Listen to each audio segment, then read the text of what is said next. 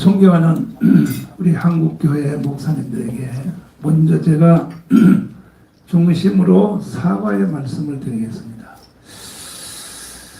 많은 분들이 저를 보고 욕을 잘하는 목사라고 해요. 근데 제가 욕을 한 이유가 있어요. 왜냐하면 문재인이가 대한민국을 해체하고 북한의 영망제로 넘기려고 하는 의도를 제가 제일 먼저 알았어요.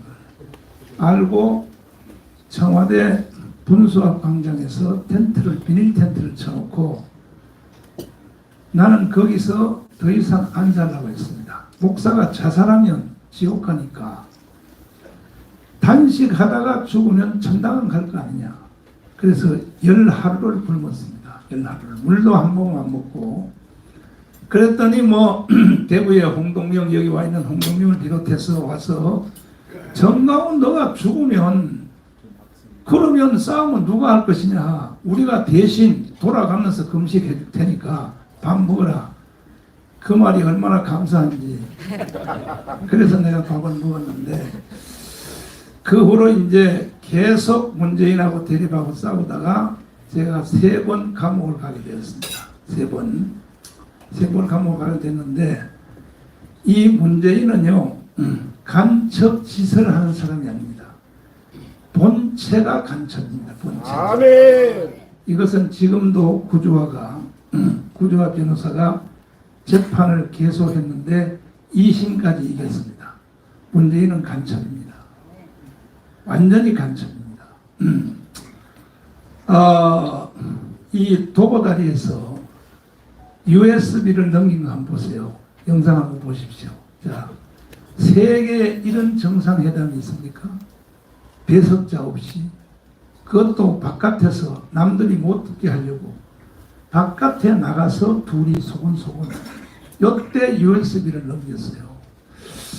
그래서 내가 76개 혐의로 체포가 되어서 재판을 받게 되었는데 첫 번째 재판이 그겁니다. 왜 현역 대통령을 간첩이라고 했습니까? 내 강화문에서 계속 질렀거든요. 문재인 이 간첩 새끼야. 계속 질렀거든요. 첫 번째 재판 제목이 왜 현역 대통령을 간첩이라고 했느냐. 이 재판부가 나한테 물었어요. 그래서 내가 이렇게 대답했습니다. 문재인이가 서울시청에 가서 지금도 영상이 있습니다. 정광훈을 재구속시켜 법정 최고형을 때려라. 아니 대통령이 일개 국민을 딱 찍어서 형량을 정하고 법정 구속을 시켜라. 대통령 아니라 할아버지도 그런 말 하면 돼요? 안 됩니다.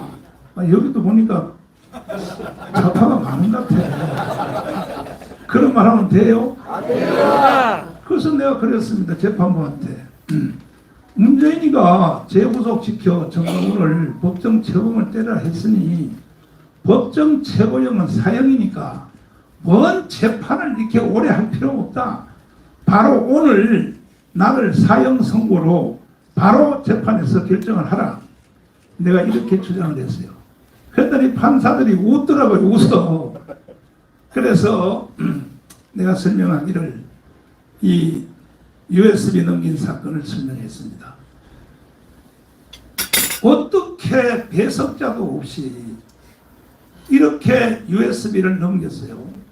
그래서 지금 이것을 구주화 변호사가 계속 소송을 진행해서 2심까지 우리가 이겼습니다. 아멘. 이제 나머지 3개월 안에 대법원에서 결정날 것입니다. 그러면 문재인은 현행범으로 바로 체포해도 됩니다. 아멘. 이 USB 내용에 뭐가 있었냐? 첫째, 원자력 발전소 설계도가 있었습니다. 설계도. 아니 우리 보고는 원자력 발전소 하지 마라 해놓고 원자력 발전소 설계도를 김정은한테 주면 돼요, 안 돼요? 안 됩니다. 말할 수가 없어요. 그 다음에 그 외에도 비밀이 거기 많이 들어가 있었습니다. 제가 한국 교회 또 목사님들하고 장로님들에게 사과를 드리는 것은 뭐냐면 제가 하는 말이 거칠어요, 거칠어. 근데 싸움을 하다 보니까 분노가 일어나는 거예요, 분노가. 분노가 안 일어날 수가 없어요. 맞습니다. 그래서 제가 말을 거칠게 해서 여러분에게 상처를 주고 또 여러분들에게 심려를 끼친 것에 대하여 내가 대단히 사과를 드리고 용서를 제가 빕니다. 그러나 요즘은 내가 그 깜빵 3번 갔다 온 이후로는 내가 욕을 많이 안 해요. 많이 안 하고 결국은 내가 이제 말을 순항말로 하는데 그 대신에 폭발력은 적어져. 욕을 안 하니까. 그러나 이제 결국은 우리가 이 강원 운동을 제가 7년을 했는데 7년 했는데 여러분 한번 동의 한번 해주십시오. 내가 강원 운동 7년 안 했으면 윤석열 대통령이 당선될 수 있었을까요? 없었습니다. 여기도 좌파가 많아. 아니, 손을 들어 표현하면 돼요. 내가 강원운동 7년을 목숨으로 안 했으면 윤석열이 대통령 될 수 있었다. 없어요. 손 들어봐요. 없어요. 절대 불가능했습니다. 절대. 왜? 이번에 계엄령을 선포한 내용과 같은 거예요. 북한의 해킹 부대하고 중국의 해킹 부대가 한국 선거를 가지고 놀아요. 근데 어떻게 이번에 24만 표 차이로 윤석열이가 대통령이 되었느냐. 거기서 투표율의 계산에서 착각이 일어났어요. 그 윤석열 대통령이 한번 말한 적이 있어요. 원래 내가 30% 차이로 이기로 되어 있었다. 윤석열 대통령이 직접 말했어요. 그런데 24만 표 차이로 0. 몇 프로요? 0.7% 차이로 0.7% 차이로 그렇게 북한이 공작을 했는데도 선거 참여율에 대하여 거기서 계산이 잘못되어서 윤석열이가 당선이 되었는데 윤석열 대통령이 당선 안 되었으면 여러분과 저는 우리도 느끼지 못하는 사이에 북한으로 이미 넘어갔습니다. 개구리 정복으로 넘어갔습니다. 그래서 윤석열 대통령이 계엄령을 선포함으로 이제 우리 김진웅 우리 어르신 목사님이 하신 말씀 그대로 이제 다 드러났어요. 누가 아군인가, 누가 적군인가. 특별히 군대, 공수부대, 이야, 이게 대한민국이 총체적으로 다 무너졌다. 이것을 윤석열 대통령이 이미 알고 있었단 말이에요. 알고 있어서 계엄령을 선포했단 말이에요. 우리 여기 헌법학자 제1호 김학성 교수님 잠깐 나오셔서 나하고 토크를 해주시고 또 작전통역 제1호 황준선 장모님 잠깐 나오시고 빨갱이 대장 이동우 잠깐 나오셨어요. 짧게 본론은 광문에 가서 할 거니까 짧게 첫 번째 윤석열 대통령이 계엄령 한 것이 헌법의 위반이요 정상이에요. 헌법 77조에 근거해서 이루어진 합헌적인 계엄 선포가 되는 것이고요. 내란의 소지는 전혀 존재하지 않습니다. 아멘. 최고의 헌법학자들을 모시고 2번이나 롯데호텔에서 토론을 하셨죠. 학술대회를 2번 열었습니다, 목사님. 했죠. 네. 거기서 나온 모든 헌법학자들의 중론이 계엄령은 합법이라고 나왔어요. 그 첫 번째 학술대회 제목은요. 네. 비상계엄은 내란인가. 그 주제를 가지고 다뤘는데요. 헌법학자들은 다 일관해서 내란의 소지가 전혀 없다. 우리나라 예전에 판례, 대부분 판례에 근거해서 논증을 했고요. 두 번째 학술대회는 헌법재판, 국민 저항권 가져오라. 그것도 정말로 의미 있는 학술대회였습니다. 지금의 헌법재판소의 태도를 본다면 국민 저항은 불가피하지 않을까. 아마 오늘 이렇게 목사님들이 모이셔서 나라를 위한 기도회를 하시게 된 것도 지금 대한민국이 쓰러져 가고 있기 때문에 이와 같은 이 기도회를 주최하신 것이 아닌가 생각합니다. 아멘. 자, 그 다음에 황교안 장모님. 본론은 이제 저기 광장에서 해야 되니까. 지금 USB 넘긴 내용 중에 우리 황교안 장모님은 별 3개죠. 한미연합사 출신이죠. 네. 작전통의 제1호라고 내가 그렇게 별명을 지었는데 일어나 아닙니다. 일어나. 그런데 그 연합사에 계실 때 만든 북한이 남침을 하면 우리가 다시 반격해서 평양을 점령한다. 작전 계획 그게 몇 번이에요? 작게 5027. 5027. 이것은 아직도 재판의 대법원이 안 끝났기 때문에 이제 대법원 한 번 남았습니다. 작전 계획을 문재인이가 만약에 넘겼다면 뭐 국가 사회과 반역이죠. 반역이요? 네. 뭐 내란죄. 그 작게 5027은 제가 연합사에 있으면서 사실 만들었고 네. 전역한 지 오래됐기 때문에 직접 확인은 못했지만은 그런 이야기들이 많습니다. 네. 많고 지금은 조금 바뀌었습니다. 네. 5027이 5015로 바뀌었습니다. 네. 그것도 저는 그것과 관계가 있다고 봅니다.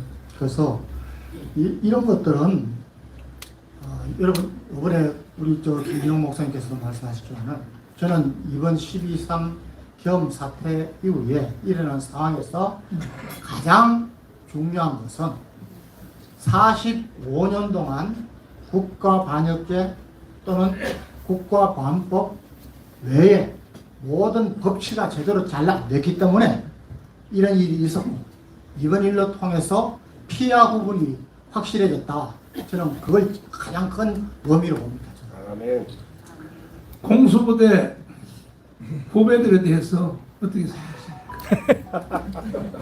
여러분 저는 정말 이번 12월 3일 이전까지는 그래도 우리 군만은 무너지지 않고 있을 것이라고 철석같이 믿었습니다. 그런데 이번에 보고 정말 저는 내가 군 출신이라는 게 부끄럽고 육사 출신이라는 것이 부끄러웠습니다. 왜 그러냐? 여러분 자유민주주의 국가에서 대통령은 국민이 선출한 대통령은 국군의 통수권자인데 통수권자인 대통령의 명령을 거부하거나 불복하는 것은 있을 수 없는 일입니다. 그런 군대 필요 없습니다. 맞습니다. 그런데 거부했습니다. 저는 국방차관을 비롯해서 이번에 관련된 이놈들은 완전히 군법으로 다스려야 됩니다. 아멘. 그리고 군은 상명하복입니다. 예? 명령에 불복하는 군대는 있을 수 없고 사생활이 뚜렷해야 됩니다. 군인이었던 전역이었던 간에 나라가 요구하면은 목숨을 내놓아야 되는 게 우리 군인입니다. 이런 면에서 보면은 지금 저는 국방차관을 비롯해서 이번에 계엄에 관련된 모든 장군들 대령까지 전부 군법회로 다스려야 된다고 저는 계속 강조하고 있습니다. 자, 마지막으로 결국은요 교회거든요. 교회. 한국 교회 30만 목회자 25만 장로님들에게 마지막 말씀 한마디 해주십시오. 제가 요즘 기도하는 중에 가장 묵상을 많이 하는 것이 역대하 32장입니다. 여러분 잘 아시겠지? 아수르 왕 사냐립이 유다를 공격하려고 할 때, 침공하려고 할 때, 히스기야 7절, 8절에서 이렇게 얘기했습니다. 유다 민족들에게 얘기했습니다. 너희는 마음을 강하게 하고, 담대히 하고, 아수르 왕과 그를 따르는 무리를 인하여 놀라지 말고 두려워 말라. 아멘. 우리와 함께 하시는 이는 저들과 함께하는 이보다 크신 저들과 함께하는 이는 육신의 팔이 우리와 함께 하시는 이는 여호와 하나님이시다. 아멘. 여호와 하나님 그가 우리를 위해 싸우시고 우리를 대신해서 싸우시리라 했습니다. 저는 지금 이 상황을 우리 모든 국민들 중에 이거 국가 위기가 왔구나, 큰일 났구나, 이렇게 생각 못하는 분은 국민 자격이 없다고 생각합니다. 그리고 이 싸움을 여러분 영적 전투라고 생각하지 않는 우리 크리스찬들은 신앙이 엉터리라고 합니다. 저는 평생 역사에 관심이 많았습니다. 그리고 전역에서는 대학교와 대학원에서 역사를 가르쳤어요. 여러분, 베트남이 패망한 게 불과 얼마 전입니다. 75년도에 패망했습니다. 베트남의 패망 원인을 그대로 지금 우리가 답습하고 있습니다. 여러분, 6월 공사를 지냈던 이대용 장군이, 여러분, 그는 베트남이 패망하는데 우리 교포를 살리기 위해서 한미를 더 구출하기 위해서 거 있다가 포로가 됐습니다. 5년을 포로 생활을 했습니다. 그분이 나중에 석방돼서 와서 이 이야기를 했습니다.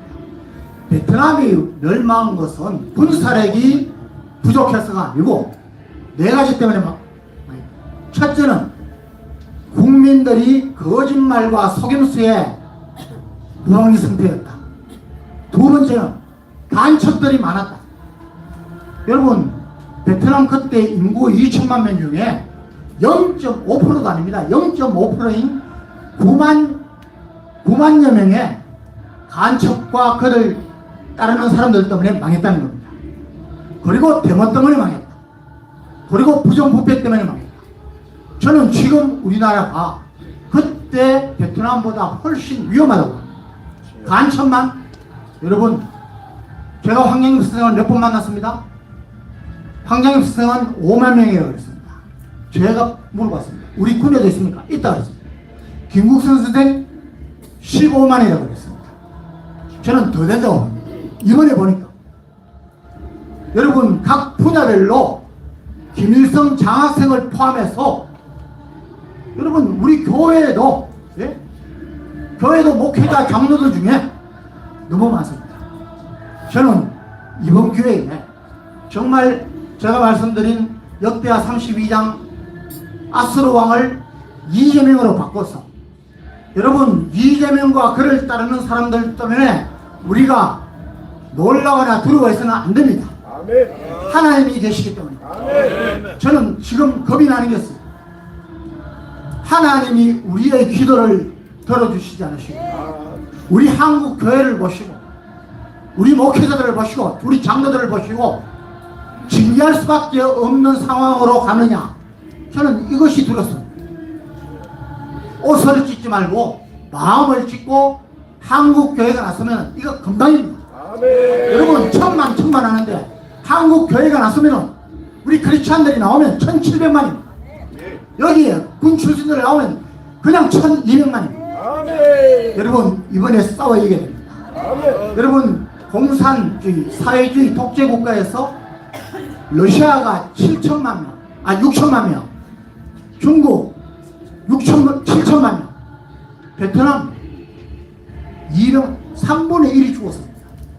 우리 지금 북한 동포들 때문에 우리 지금 바짝 정신 차리고 함께 해주시면 감사하겠습니다. 이동호 앞입니다. 빨갱이 교수 이동호를 모시겠습니다. 지금 보안법이 살아있어요? 죽었어요? 보안법 사실상 없는 것이죠. 국정원이 간첩을 못 잡도록 법을 만들었어요. 그렇죠. 문재인 때예요. 문재인 때 만들었어요. 국정원이 간첩을 못 잡으면 이 나라는 해체될 수밖에 없는 거죠. 그럼요.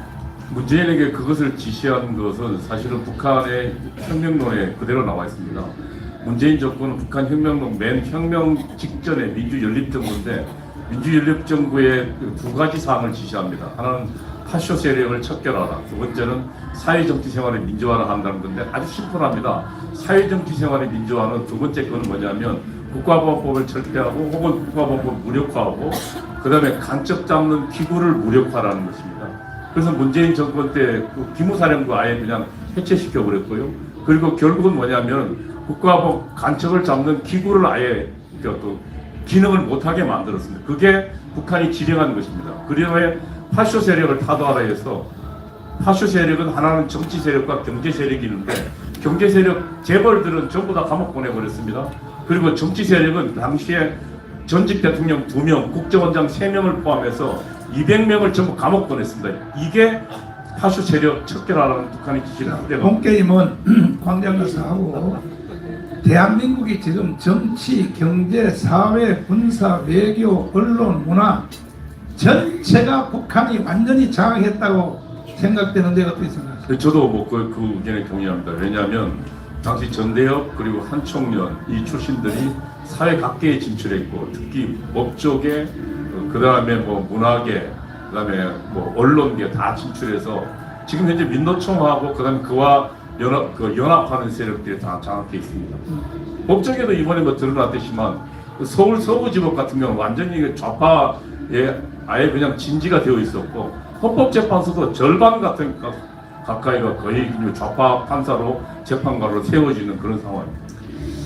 이명박 깜빵 보냈고 예, 또 박근혜 깜빵 보냈고 예, 두명 깜빡 보냈습니다. 지금 현재 윤석열 감옥에 가 있는 거 감옥. 이거 다 누가 하는 짓이야? 그 북한이 지금 현재는 이렇게 생각합니다. 명백하게 그 주사파, 북한의 지령을 받는 주사파가 국회를 장악한 이재명과 더불어서 일으키는 반란입니다. 자, 됐어요. 김학성 교수님 다시 한 번만 더 나와서 결국은 이제 우리가 이런 걱정만 해서는 안 되고 지금요 저는요 40년 애국운동 하면서 대통령 윤석열 대통령이 가지고 있는 정보 다음에 두 번째는 내가 가지고 있어요. 내가 왜? 관심이 곧 지식입니다. 여러분들이 관심이 없으니까 모르는 거예요. 국가가 어떻게 돌아가는지 모르는 거예요. 관심이 곧 지식입니다. 나는 40년 전부터 애국운동을 했기 때문에 윤석열 대통령 다음에 정보를 제일 많이 가지고 있어요. 제가. 왜? 관심이 있으니까. 그러면 해결책이 딱 하나밖에 없습니다. 지금 딱 해결책이 하나밖에 없는데 뭐냐? 헌법이 보장한 국민 저항권입니다. 아멘. 국민 저항권만이 윤석열 대통령을 원대 복귀시킬 수 있고 그리고 제가 윤석열을 왜 좋아하느냐 하면은 윤석열 대통령이 연설하는 연설문을 저는 거의 다 외웁니다. 연설하는 걸 보면은 광화문에서 우리가 하는 연설하고 똑같아. 그래서 내가 하루는 사회수 불러서 그랬어요. 원고료 나한테 내라고. 왜 윤석열 대통령이 날 따라 연설하냐 이거야. 나는 윤석열 대통령을 만난 적도 없고 통화한 적도 없어요. 그러나 사회수석이 내 담당이니까 시민단체 담당이니까 사회수석 불러가지고 계속 내가 물어봐요. 대통령이 지금 뭔 생각하고 있느냐. 그러면 사회수석은 자기 책임을 위해서 나한테 설명을 다 해줬어요.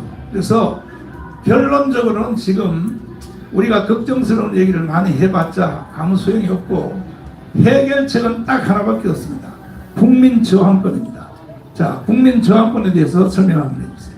예, 국민 저항이라고 하는 것은 헌법의 근거가 있어야만 발동하는 것은 아니고요. 모든 인간에게 주어진 하늘이 준 권리다 이렇게 보는 것인데 핵심은 이겁니다.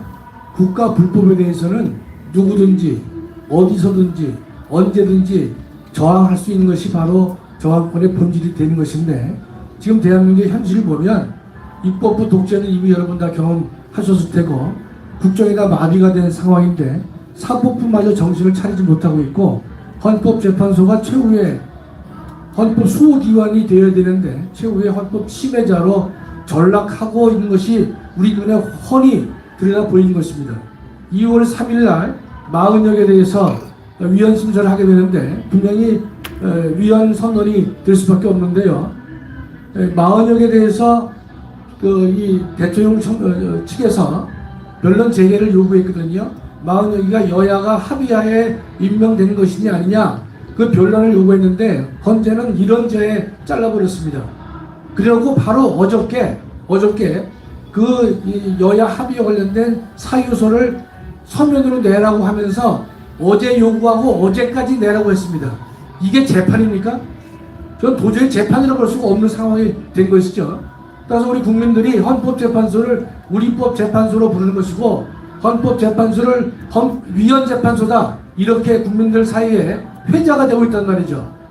더 이상 이제는 국가의 불의를 눈으로만 볼 수 없는 상황이 된 것입니다. 그렇다면 국민이 모여서 저항할 수밖에 없는 것이고 저항은 새로운 시대를 연다는 의미가 아니라 파괴된 헌정 질서를 회복하기 위해서 국민들에게 부여된 최후의 헌법 수호 비상수단이 된 것인데 여러분 오늘 많은 목사님들이 모여서 이 긴급 기도회를 가지신 이유도 뭡니까?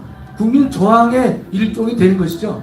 이런 것들이 기초가 돼서 대한민국 교회가 일어나야 되는 것이고 목회자가 깨어야 되는 것이고 국민들이 일어나서 정말 불법이 판을 치고 있는 이 대한민국은 마지막 수단이 뭐냐? 우리는 군대를 동원할 힘도 없고 창을 줄 수도 없고 총을 줄 수도 없습니다.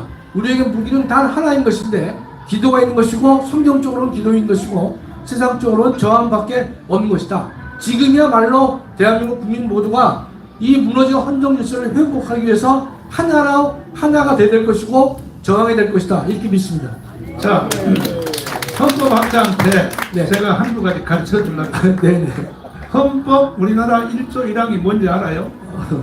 대한민국은 민주공화국이라고 된 것 같은데 무슨? 빨리 띄워 얘들아, 빨리 띄워. 잘 알고 계시네요. 그 다음에 제2항이 뭡니까? 대한민국의 주권은 국민에게 있고 모든 권력은 국민으로부터 나온다.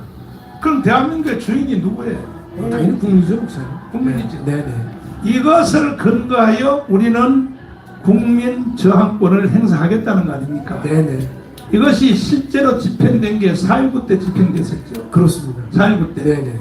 4.19 때 4.19 혁명이 딱 일어나니까 이승만 대통령도 하야하고 네. 그리고 정치 체제도 다 그 내각제로 바뀌어버리고 네네. 장면 정부가 들어서고 네네. 구조 전체가 다 바뀌지 않습니까? 예, 예. 이렇게 국민 저항권이 무섭다 이 말이야. 그 4.19 혁명은 국민들의 자발적인 저항에 의해서 저항이 일어났고 또 반복되고 전국적으로 퍼지면서 저항이 강력하게 시행이 돼서 마지막으로는 4.19 혁명을 성공하게 된 기틀이 된 것입니다. 그래서 내가 강원에서 노래처럼 부르는 게 뭐냐? 대한민국은 이승만이 세웠고 박정희가 일으킨 나라다. 그래서 세계 경제 6위가 됐다. 동의하십니까? 네. 동의하시면 두 손 들고 만세요. 아이, 감사해요. 자, 이제는 제 말씀을 마지막으로 드리고 저는 내려가겠습니다. 저쪽은요 일사불란해요.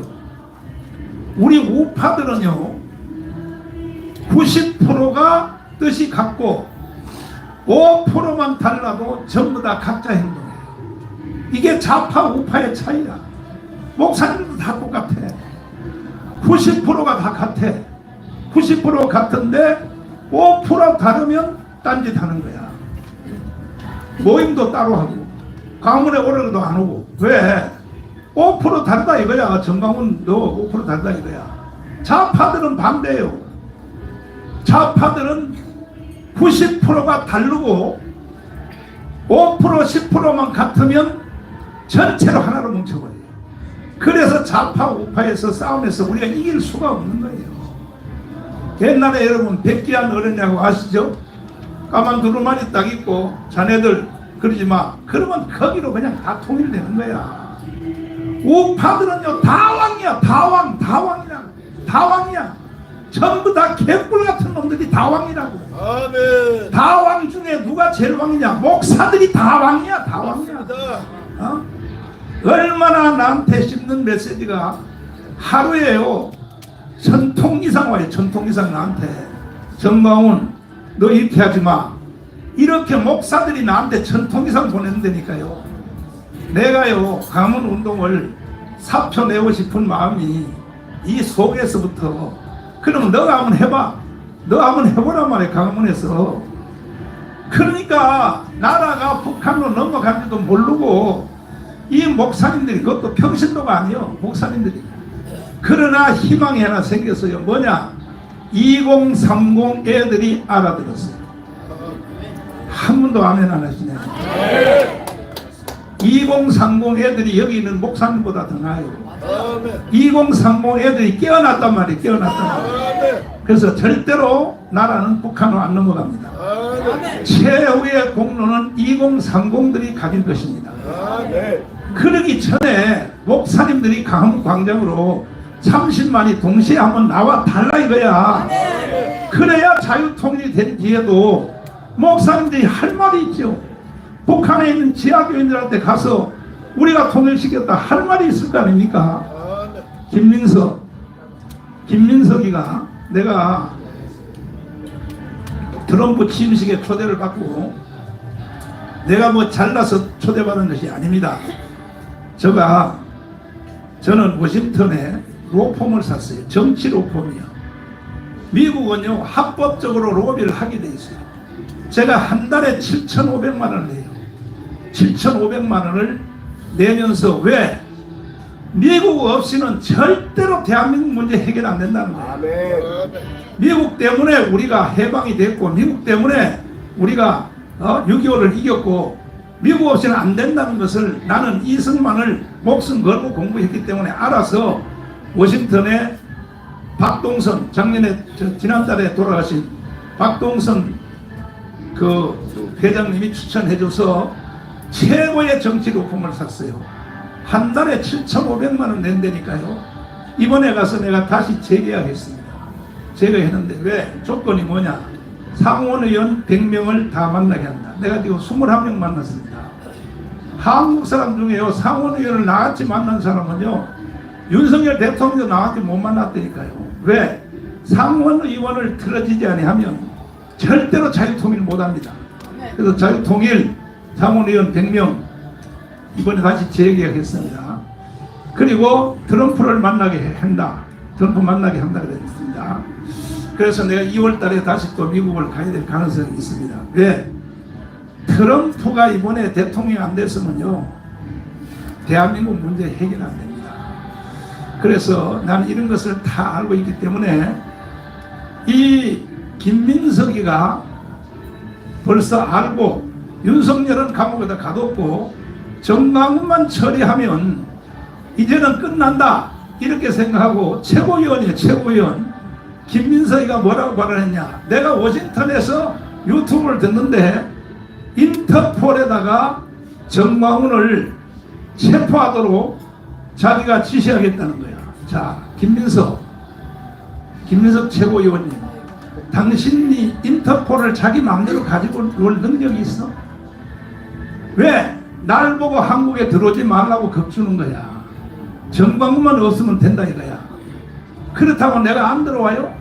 내가 체포가 될지언정 난 들어간다 하고 공항에 내가 들어왔어요. 들어왔더니 체포 안 하더라고 나를. 그런데 이 김민석 이놈이 완전히 공갈 친 거야. 자, 한번 들어봐 주세요. 특별히 전광훈 집회의 책임을 엄정히 짚을 때가 되었습니다. 탄핵 반대 집회에 동원 알바비 지급을 공언하고 공수처 인근 분신 사건 후에는 효과 있는 죽음의 기회를 주겠다고 망언했고 서울구치소에서 윤석열을 강제로 데리고 나와야 한다고 선동하고 서부지법 앞으로 모이자고 주도했습니다. 무엇보다 헌법을 부정하고 폭력을 조장하는 국민 저항권이라는 해괴한 개념을 내세운 것은 반국가 세력 척결을 내란의 명분으로 삼았던 윤석열과 똑같은 가짜 자유민주주의 파쇼 논리입니다. 자유민주주의를 파괴하고 폭력을 조장하는 전광훈식 극단주의가 민주헌정의 새로운 최대 위협 요인입니다. 자, 윤석열은 감옥에 가뒀고 이놈이 이렇게 포를 쏘니까 기장층 목사들이 나를 고발을 했어요. 기장층 목사들이. 그 다음에 여러분 언론들을 한번 보세요. 기가 막히는 거야. 정광훈 수사 빨리 촉구하라. 이거는 연합뉴스고 뭐 MBC고 YTN이고 계속 나오는 거야. 자막뉴스로 정광훈 구속 빨리 진행하라. 쟤들은 저렇게 짝짜고 하는 거예요. 짜고 우파들은요 콩가루 집안이에요. 콩가루 집안. 그래서 그나마 그래도 다행히 2030들이 깨어났고 반드시 우리는 윤석열 대통령을 찾아와야 됩니다. 동의하십니까? 윤석열 대통령은요 감옥에 가 있지만 가장 세상 말로 재수가 좋은 대통령이 될 수가 있어요. 왜냐하면은 북한이 스스로 무너질 가능성이 있어요. 그러면 윤석열 대통령은요 통일 대통령도 할 수 있어요. 왜? 장마당 때문에. 장마당 알아요? 북한의 노동당보다 더 무서운 게 장마당이라고. 나중에 제가 유튜브로 설명해 드릴 테니까. 어쨌든 한국 교회가 책임을 져야 됩니다. 한국 교회가 다 나오면 한 방에 해결될 수 있는데 왜 교회가 안 나오는지 난 이해할 수가 없어요.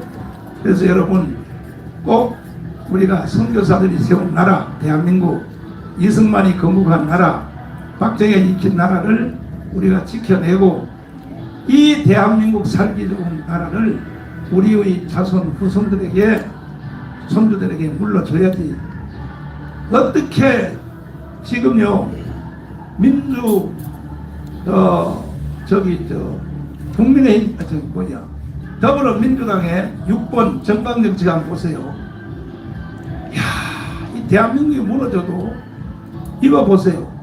연방제 통일이라고 돼 있어요. 이게 민주노동당의 이게 정강정책이야. 정강정책입니다. 이것이. 물어보겠습니다. 연방제 통일하면 돼요? 됩니다. 연방제 통일되면 교회는 어떻게 돼요? 그런데도 목사님들이 정신을 못 차린다 이 말이야. 이게 민주노동당에 지금도 인터넷 들어가 보세요. 버젓이 딱 나와 있어요. 더불어민주당. 그래서 절대 한국교회는 질 수도 없고 져서도 안 되니까 다른 거 할 것 없어요. 광화문에 1000만 명 모이면 국민 저항권은 그걸로 끝입니다. 반드시 우리가 승리합시다. 감사합니다.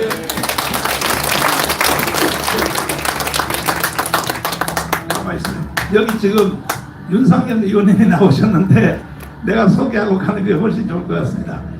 윤상현 의원님 싸움 잘하는 거 아시죠? 몰라요? 시장에 가는 거 봤죠? 국회에서 싸우는 거 보셨죠?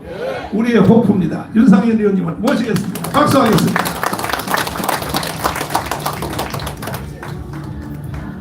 예, 윤상현입니다. 인사 올리겠습니다.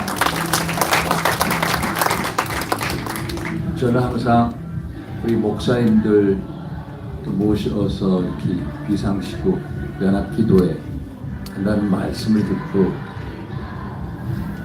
주님의 거룩한 영광을 위해서 쓰임받는 정치적 도가를 소망하는 사람으로서 같이 했습니다. 항상 부족하지만은 제가 지금까지 온 것은 모든 게 제가 잘난 게 아니라 주님의 은혜였다. 저는 부족하지만은 항상 정치라는 것도 주님으로부터 통치권을 위임받아서 행하는 거다.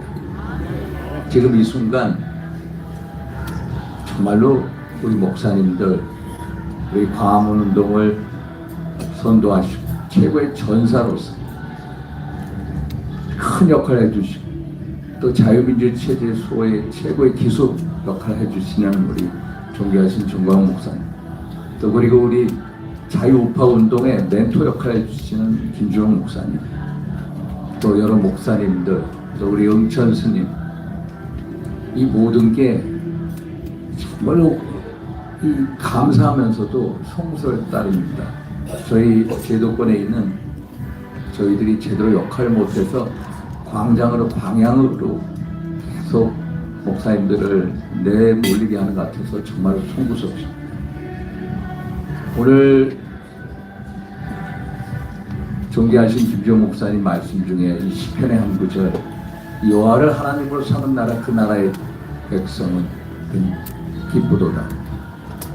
하나님의 기업으로 선택된 백성 복되도다. 이게 미국의 대통령들이 침식할 때 1865년 아브라함 링컨이 침식때 썼던 그 성경을 놓고 선설할 때 꼭 목사님들께서 주시는 말씀입니다. 여호와를 하나님으로 삼는 나라, 곧 하나님의 나라의 기업으로 선택된 백성은 복되도다. 결국 신실한 믿음만이 꼭 나라를 잘 살릴 수 있다라는 신념을 갖고 있습니다. 지금 대통령 탄핵, 구속, 이 사태의 본질은 자유민주주의 체제의 수호를 위한 체제 수호 전쟁입니다. 이것은 제가 기독교인이냐 또 불교 신자냐를 넘어서는 문제고, 제가 보수냐 중도냐 진보냐를 넘어서는 자유민주 체제 수호를 하는 성스러운 싸움을 하는 거다.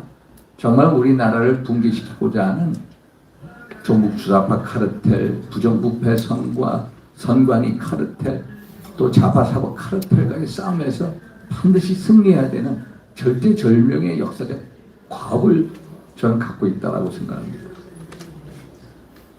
저는 성경 구절에 나오는 에스더 왕후가 아수에로 왕 앞에 나가서 죽으면 죽으리라 라는 심정으로 하만 입장한테 나섰던 것처럼, 저 윤상현 이 자리에 계신 목사님, 또 우리 영천 스님, 또 애국 시민분들과 함께, 또 윤석열 대통령과 함께 죽으면 죽으리라 라는 그런 심정으로 자유민주주의 체제 수호를 위해서 같이 싸우겠다는 말씀을 꼭 드리고 싶습니다. 그렇게 하겠습니다.